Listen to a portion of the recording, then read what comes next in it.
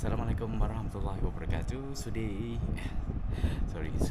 Today we will recap what we have learned about the reading of this book, Fa'inni Qarib. Okay, this book in Malay. So usually they have 30 juzu of the Quran, and we try to read each of these juzu. So each of these juzu, they may entail a few surah, okay, or a few chapters of the Quran. And for today, we reach to the chapter of 25, which is named as Al-Furqan, okay, which is the meaning of the Al-Furqan is the decisive authority. Okay, so the reading is to compare, it's not to compare, to complement for the Fa'inni Qarib book.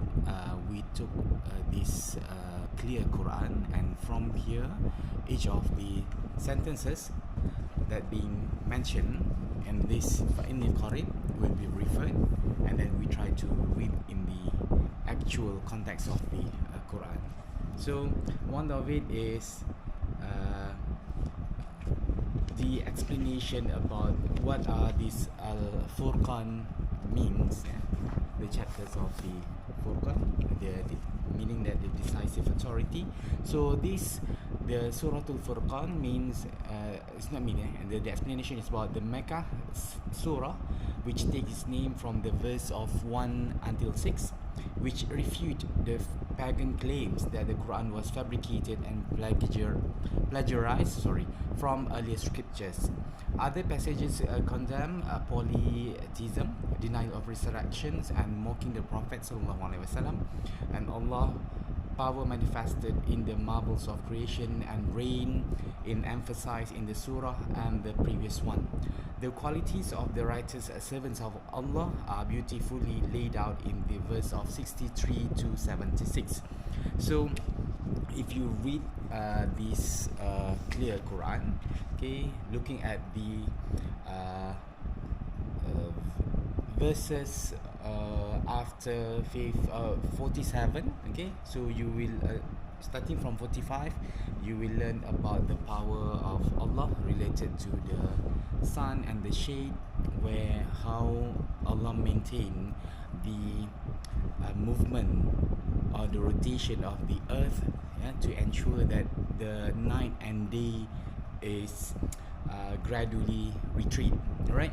And then it's also talk about the day and night, okay, and also the why or how Allah grant us with the rain, and from there so many animals and plants can get the benefit from the rain, okay.